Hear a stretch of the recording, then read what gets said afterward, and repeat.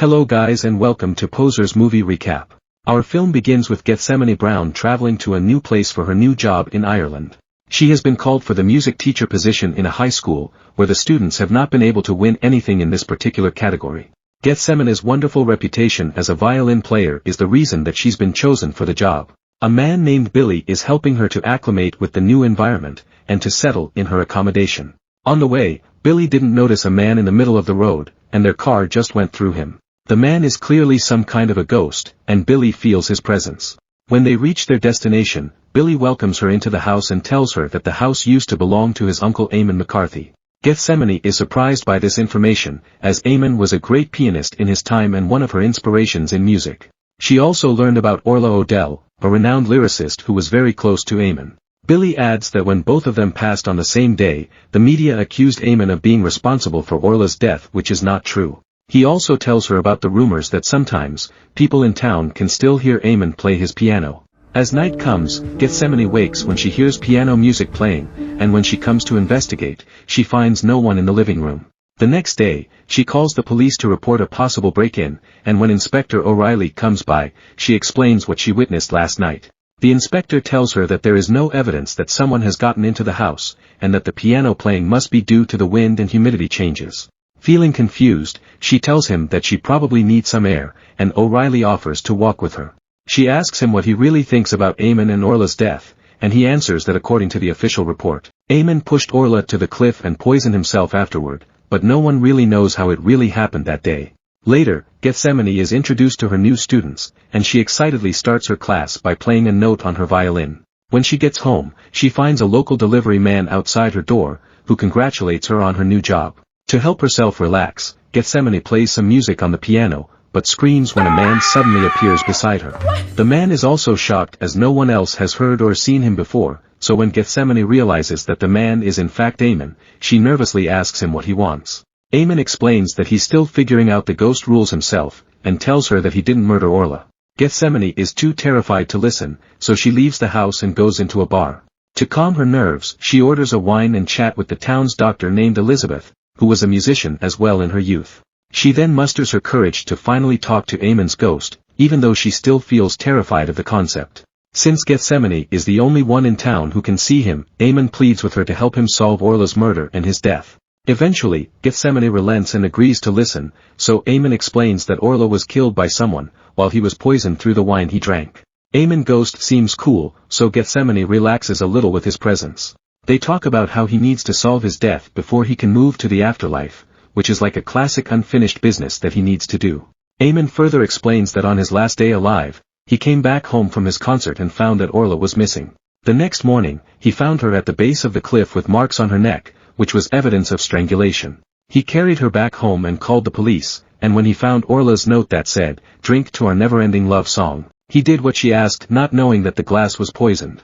The next morning, Gethsemane consults Dr. Elizabeth and tells her about seeing a ghost, but the doctor dismisses it as a product of her imagination. During her class, Eamon follows her and even intervenes in her teachings. After class, Eamon brings her to the border and demonstrates how he cannot literally leave town. They talk about the night he gets home taking a longer route due to the storm, making the police official story a lie, as they lied about pulling him over in town. Meaning that there is no chance that Eamon could reach home and kill Orla, at the exact time that is mentioned in the papers. She then decides to go to the police station to visit Inspector O'Reilly, and explain her theory about Eamon's case. But without any other physical evidence, O'Reilly advises her to just rest the case. After she leaves, O'Reilly tries to pull Eamon's file, but learns that the files are gone. When Gethsemane reaches home, they establish 3 suspects who may possibly be involved in the events that took place on the night of Eamon and Orla's death. Among them was a woman named Deirdre, who opened a fan community website for Orla's fans. The second person is Deirdre's uncle, which is a police officer named Declan, as they already established that someone within the authorities was covering up something. The third is Seamus, Billy's childhood friend who delivered the wine that Eamon drank. Gethsemane suggests that Billy might know something, but Eamon immediately dismisses the idea, and tells her that his nephew has nothing to do with his death. Later, Gethsemane goes to the town bar to meet his co-teacher Griff, who has a crush on her, and tells her that their meeting is not a date but just a fun time. She asks the bartender if she knows anything about Deirdre, and learns that she was fired from the fan site for selling Orla's fake autographs. Seamus also approaches and warns her to stop asking questions, as he thinks it will be dangerous for her. This just makes her more determined to solve the mystery of Orla's death, and continue with her own investigation. Eamon notices the belt that Deirdre was wearing on a picture, and realizes that the pattern is the same with the mark he found on Orla's neck. On the way to her work, she comes across O'Reilly and Siobhan, the bartender, and learns that there was a break in the bar last night. She then visits Deirdre's house to ask her about the belt, and the woman tells her that it was a gift from Orla herself. She admits that after stealing from the fan site, she was ashamed of her actions, so when Orla gifted her the belt, she returned it to her the night before she died. She adds that at the time, she was sure that there was someone else in her home, but she wasn't able to see its identity but heard its phone ring tone and hummed it to her. She's afraid to say something as she feels that there is always someone watching her, and if it's watching her, it means it is watching Gethsemane as well. At school, Gethsemane receives a call from Deirdre, saying that someone is trying to break into her house. Before she can tell her who it is, Deirdre gets attacked and the call is cut. When she gets home, she sees a hooded man running out of the door, and her treasured violin on the floor. When O'Reilly comes by to investigate, she tells him that Seamus might be the man she saw.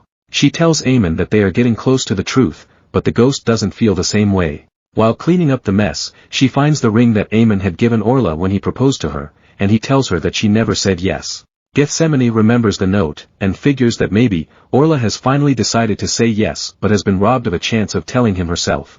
At the police station, O'Reilly confronts Declan about lying on pulling Eamon the night of Orla's death.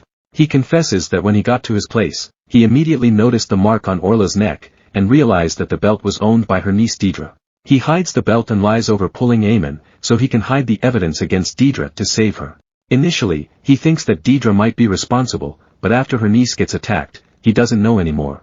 Gethsemane also finds a broken wooden hurley from Seamus's truck, indicating the same splintered wood found on Deirdre's home when she got attacked.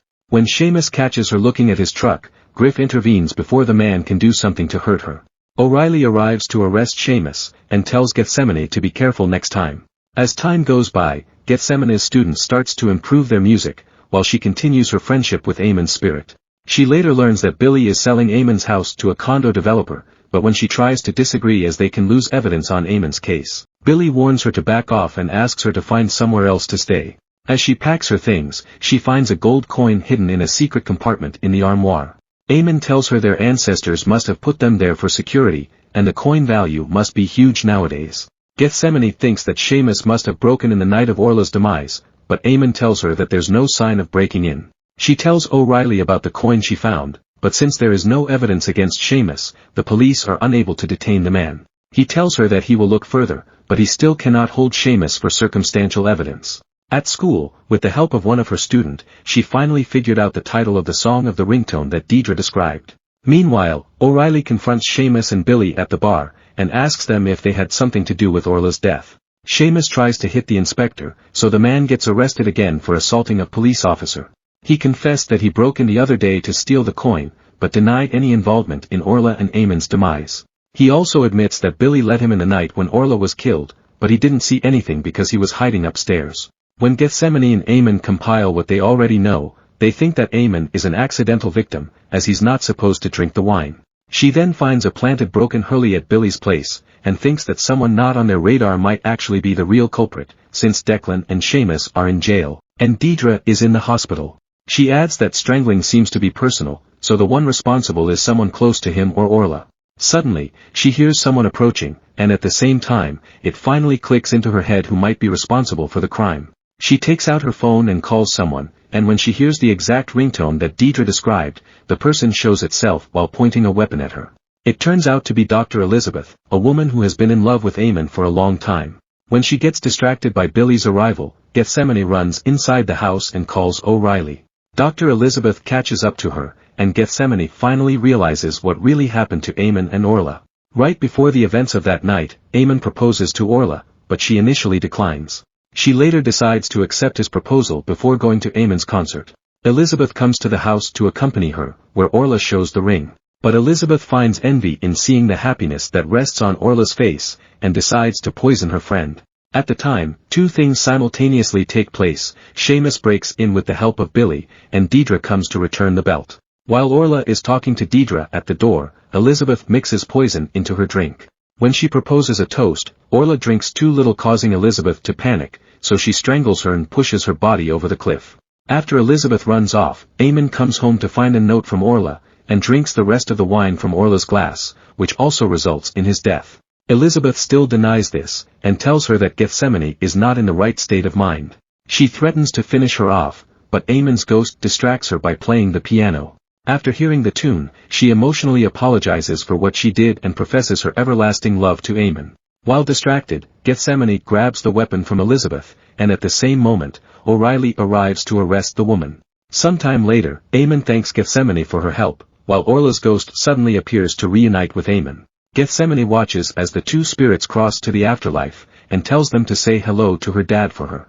When Gethsemane's students finally win the prize in music, Eamon once again visits her. He tells her that he and her father have seen the music, and Gethsemane's father is very proud of her. Subscribe to watch more videos like this. You can also hit the notification bell and like the video to help the channel out. Thank you.